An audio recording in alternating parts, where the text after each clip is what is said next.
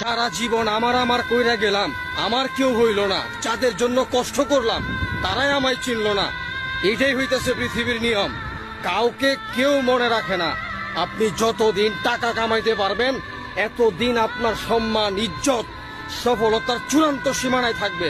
যেই দিন থেকে আপনি টাকা কামানো বন্ধ করে দিবেন, আপনি বিছনায় পড়ে যাবেন, আপনি অসুস্থ হয়ে যাবেন, আস্তে আস্তে আপনার আপন মানুষগুলা আপনারা ছেড়ে চলে যাবে।